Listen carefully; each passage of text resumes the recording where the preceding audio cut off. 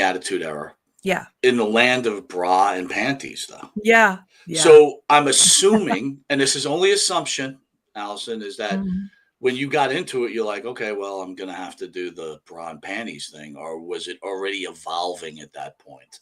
Oh, it was It already was past evolving at that. that point. Bra and panties had phased out. However, things like that, or like the Thanksgiving turkey gravy match, or whatever the hell they would do in the pools. Yeah, right. I just watched, what the hell was it? Armageddon 2000. Am I remembering that correctly? Maybe it's Yeah. Armageddon 99. But the one that Miss Kitty, the cat, flashes her boobs to everyone. I was watching that pay-per-view real time. Great episode, by the And way. of course, that's when my mom walks into the room.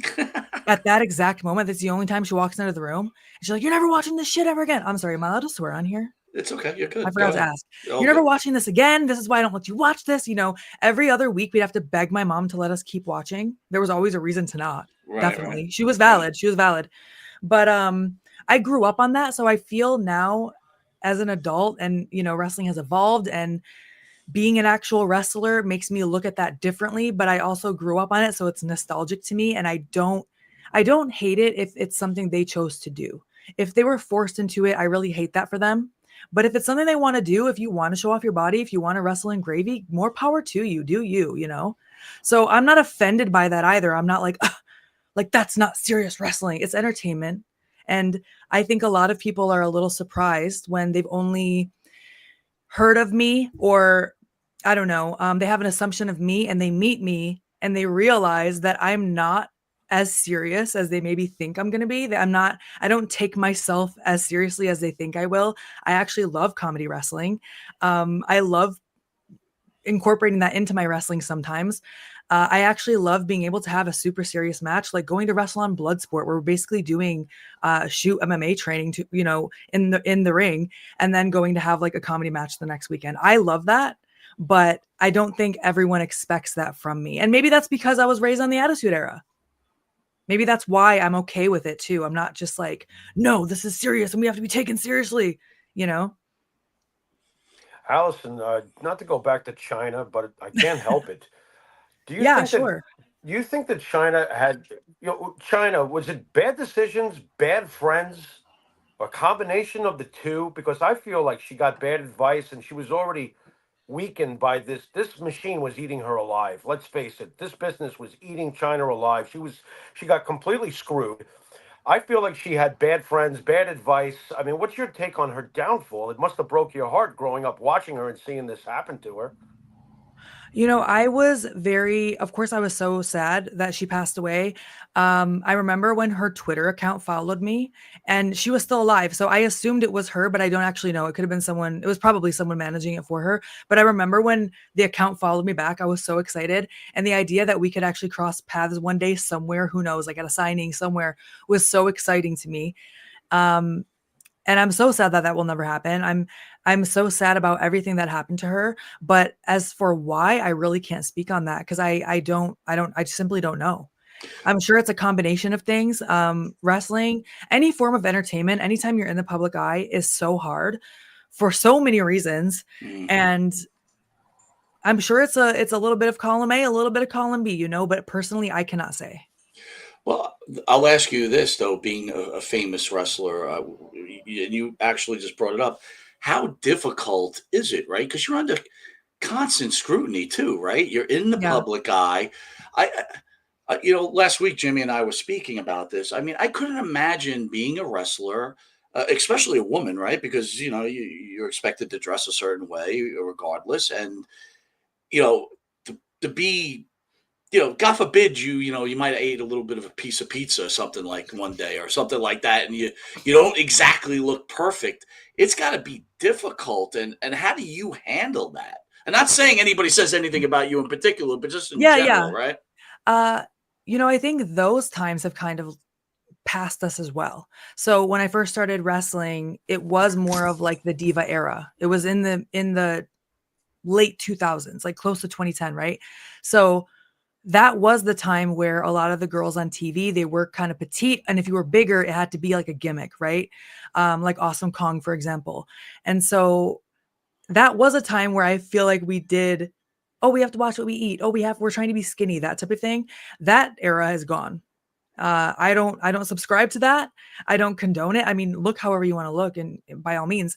But just in terms of the pizza comment, I don't think that's really a thing anymore. I'm sure it is for some people, because being in the public eye, seeing pictures and videos of yourself, being on TV, whatever, will absolutely give you body dysmorphia no matter what. Whether it's, oh, I need to be smaller, or, oh, my muscles need to be bigger. Everyone has body dysmorphia in wrestling, I'm convinced. Right. But it's difficult for so many different reasons. So we can get into specifics, but I mean, do you have a specific question of which part is difficult? Because it can be difficult being in the public eye at all, no matter what level of celebrity you are. It comes with a price. And it's also sometimes hard to talk about that, because then when you do, some people are like, oh, well, if you don't want it, then don't do it. Don't be a wrestler. Don't be famous. Don't be an actress, whatever it may be. And it's like, I don't think that's really fair either, to excuse, the trolls or, the assholes on the internet, just to say, well, if you don't want it, then don't do it. It's like, or people could just not be assholes, and we could all have a good time, I agree. And it's like, again, this is society in a whole. Again, I'll go back to the original comment where me and Jimmy talk about wrestling being this like microscopic family of this close-knit group, and and the world has evolved into a much more difficult place with social media. Yeah. And I'm always honestly worried for people like yourself, right, who are trying to make it in the business and, trying to succeed. Because not only are you trying to make a career for yourself, not only trying to make a lot of money for yourself, right, so you can take care of yourself, your family, whatever else you got going on, but then you got to worry about all these keyboard warriors, Oh, yeah. I mean, how do you get away from it, Go ahead. I'm sorry.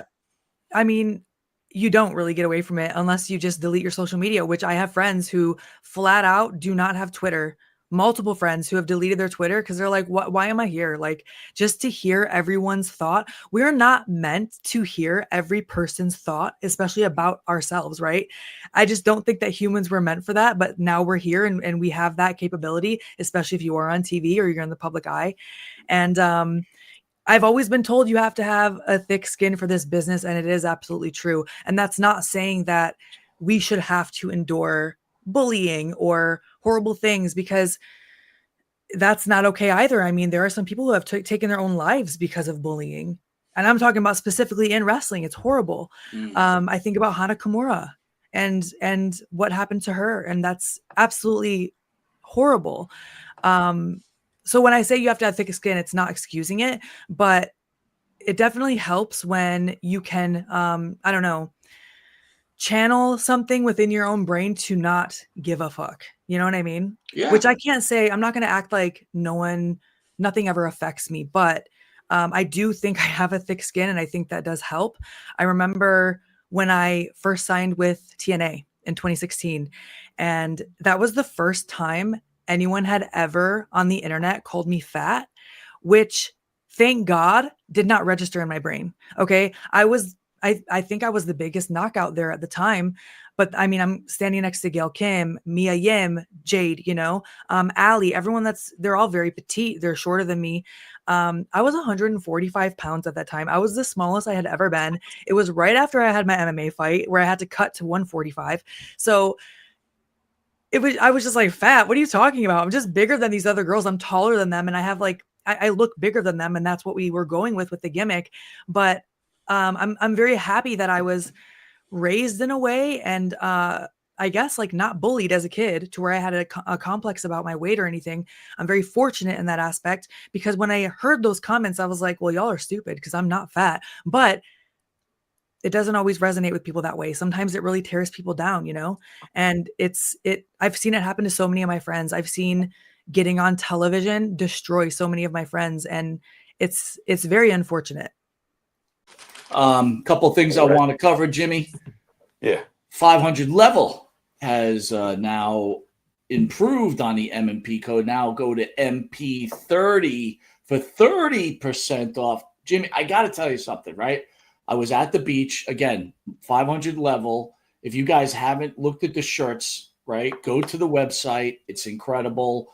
And I got to be honest, right? So it was a little chilly today. I brought the dogs to the beach. I was off work for the Jewish holidays, today. right? It's cold. It was cold, Yeah. but But Well, I have from 500 level, I have a Roman Reigns sweatshirt.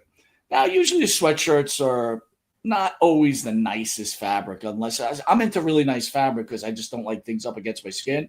So yeah. usually I'll get thinner type of shirts, but this is a heavy sweatshirt. The fabric, unbelievable. And you're going to get a deal at 30% off, Jimmy. I mean, my God, it's a no-brainer, guys. I am telling you, once you get one shirt from them, you'll get 50. I They're so guarantee it. comfortable.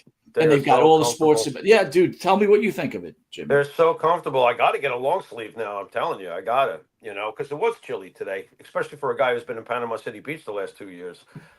It was chilly today, and I love the material. It's so silky. Is that the right word for it? I don't know. No, absolutely, absolutely, dude. It's so comfortable. So yeah, I got to get myself some leveled long sleeves. That's for sure. 30% And again, off. it doesn't. They got plenty of wrestling stuff. They got baseball Yeah. stuff. They've got football. They got everything, dude. MMA. They got it all, man. And I'm telling you, it's very high quality. Again, 500 level code MP30, 30% off. So if a Nice. T-shirt costs you $20, That's what's huge. 30% off on $20, dude? It's enough. 10 plus another 20% tacked on top. Not much. It's a steal. It's a steal. I agree. I want to remind everybody too, the Monte and the Pharaoh show, hit the QR code, be willing to check out our shows on YouTube, where we got almost 24,000 subscribers. Go to our Facebook page where we're approaching 27,000 subscribers. And again, if you feel like donating to the show, please go to the Monte and the Pharaoh webpage, hit donate. Helps us bring in more guests. Trying to entertain Jim. We've got the big event coming up, so a lot of good stuff happening right now.